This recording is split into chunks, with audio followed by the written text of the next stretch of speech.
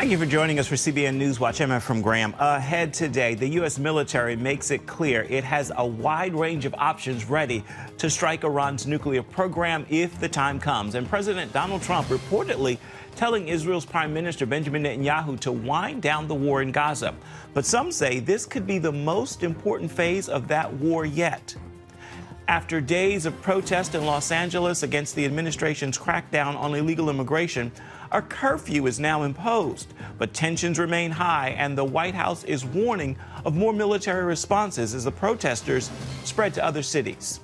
The U.S. Army is celebrating its 250th anniversary, and this Saturday, a major parade will be held in Washington to honor our fighting forces.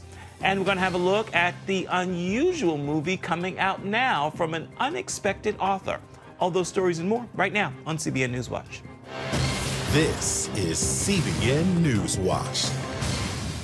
It is Wednesday, June 11th, going to begin this half hour with Israel's conflicts in the Middle East as the U.S. military makes it clear it is ready to strike Iran's nuclear program if necessary, and as President Trump reportedly is leaning on Israel's Prime Minister Benjamin Netanyahu to wrap up the war against Hamas in Gaza.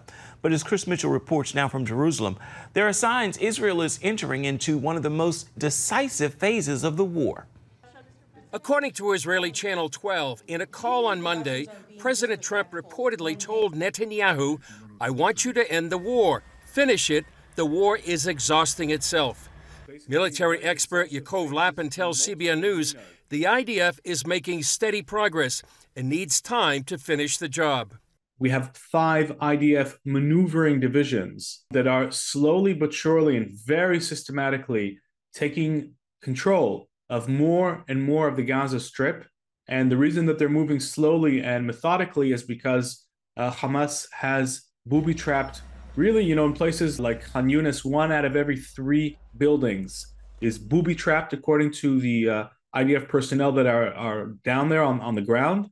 He also points out that Hamas's power is weakened as food is going directly to Gazans through the Gaza Humanitarian Foundation. Tuesday, it distributed more than 2 million meals. And the reason that that's very harmful to Hamas is because it takes away the dependency of the Gazan civilians on Hamas, and that removes its political power. This is also a financial blow because Hamas sells excess aid that it hijacked until now on Gaza's markets.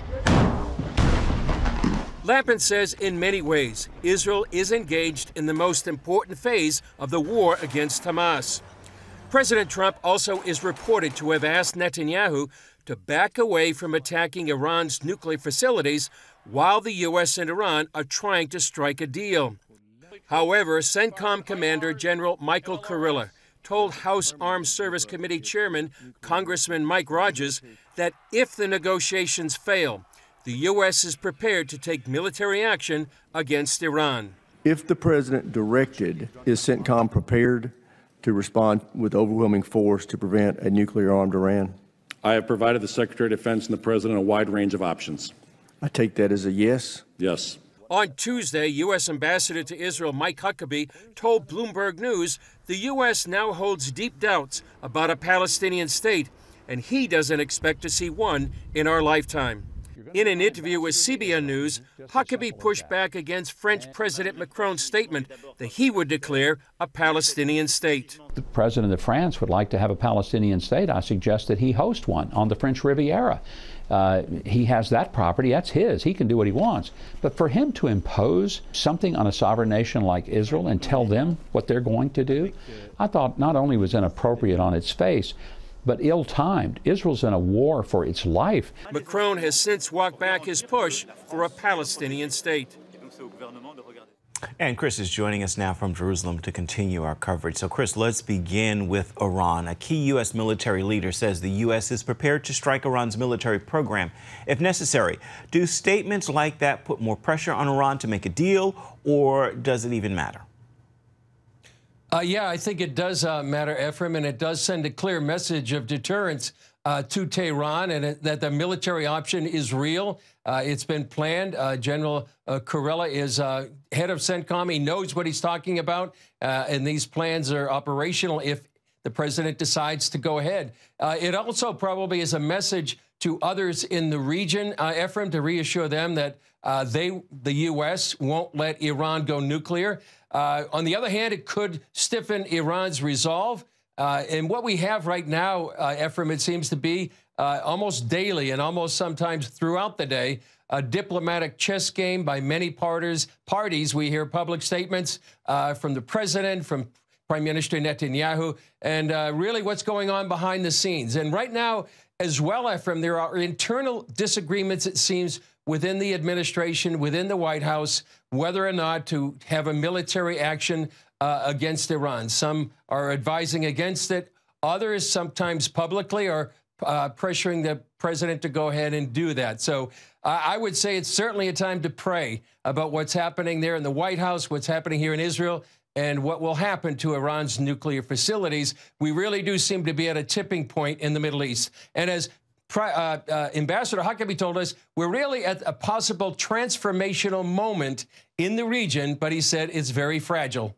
Indeed. The president is also pushing Prime Minister Benjamin Netanyahu to wind down the war in Gaza, but he said that before. Is Israel likely to slow down the war, especially if it's making progress against Hamas?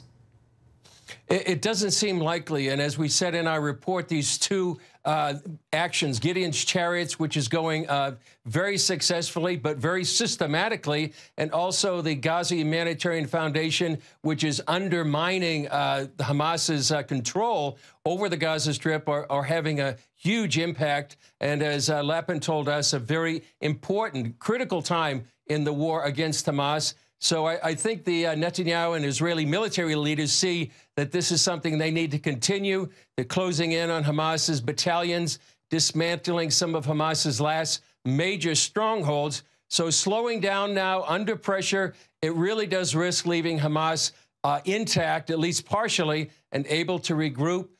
So President Trump called for a, quote, responsible wind down, but I think Israel is balancing that with its own security timeline. A critical vote may be coming in Israel's parliament, the Knesset. What can you tell us about that? Well, the whole idea is to plan to bring the measure to a vote. And what it would do would a vote to actually collapse the government. But they need 3 votes for this to take effect. But if it fails, they have to wait 6 months before reintroducing the measure. Right now, the finance minister, he's called Smotrich. He's telling his allies in some of these ultra-Orthodox parties that bringing the government down during wartime would pose what he says is an existential danger to Israel. He says history won't forgive anyone who drags the state of Israel into elections during a war and leads to a loss in the war. So there's a lot of debates going on.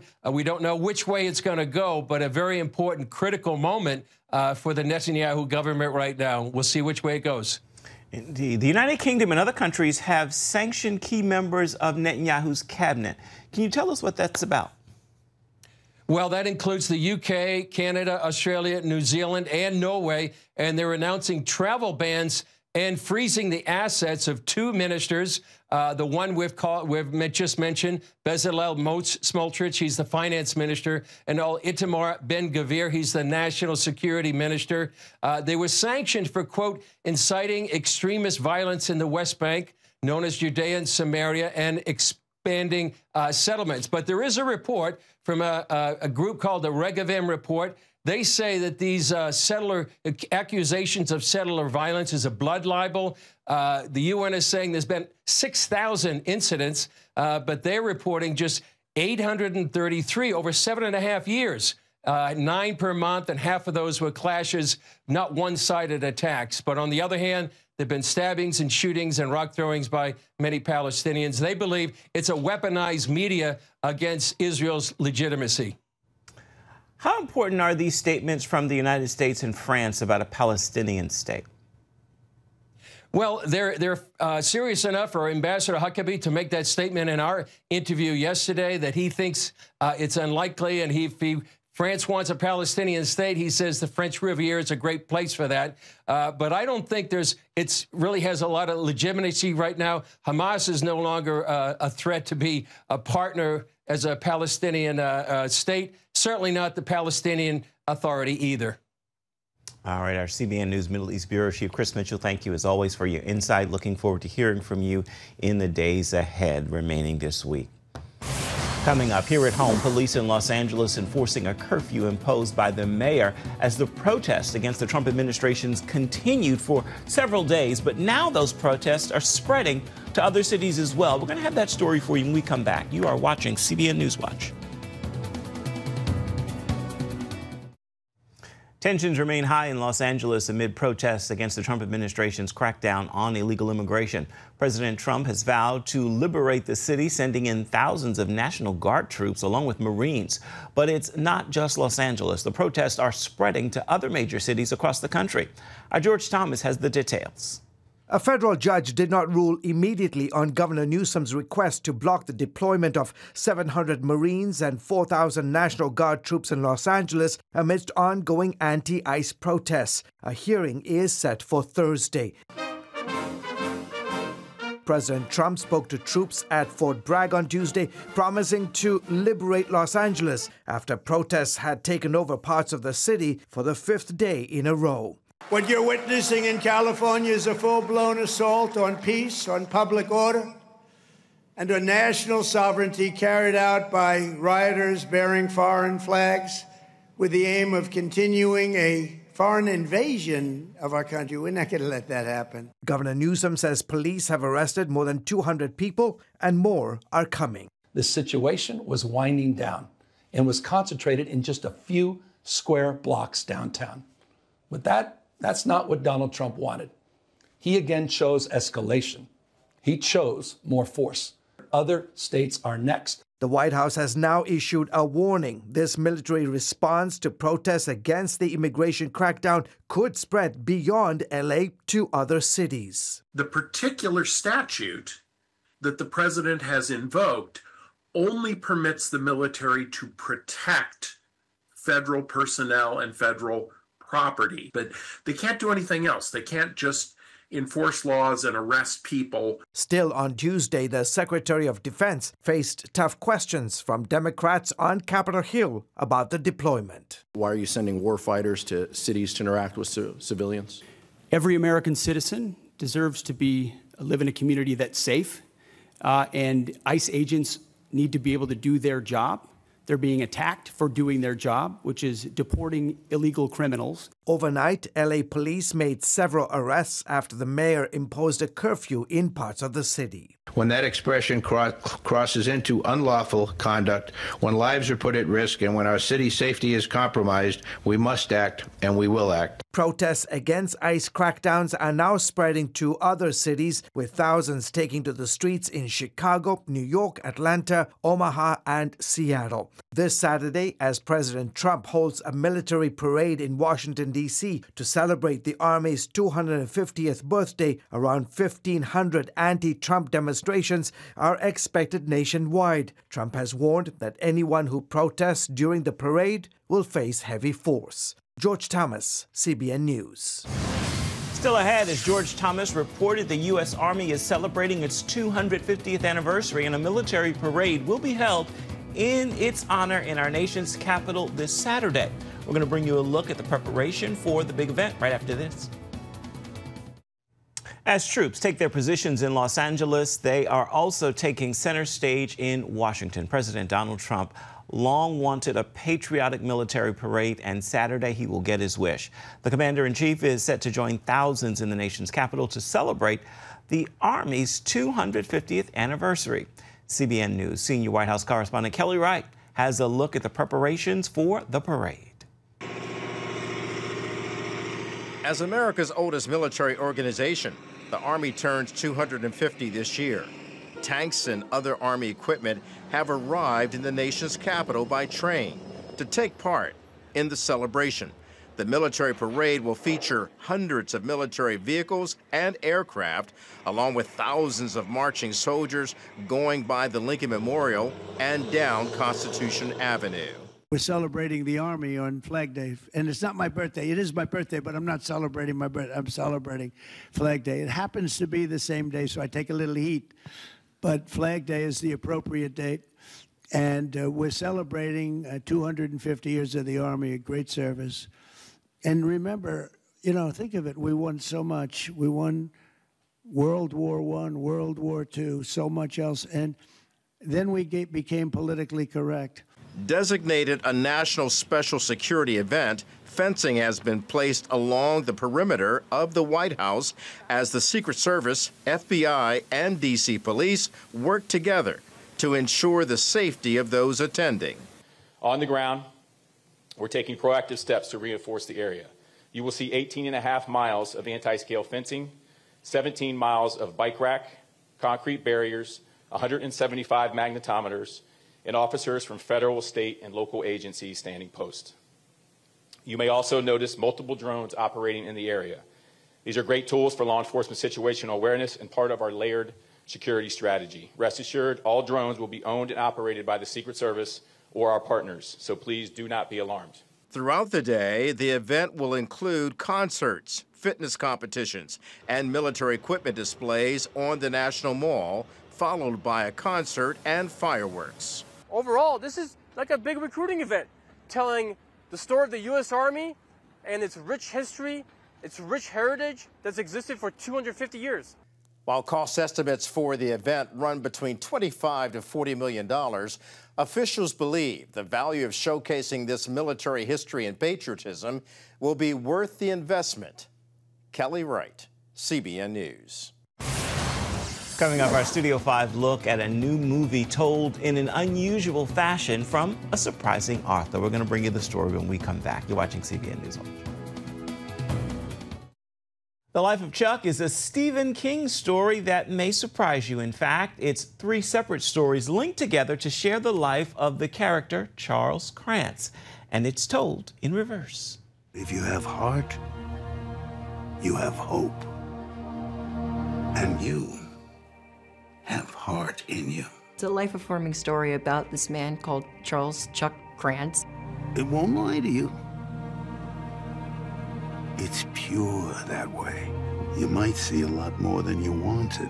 It's sort of a reverse order telling where you know what happens at the end and you discover what led to that and how it all originated. The world, Chuck. Everything you've ever loved. Everything you see.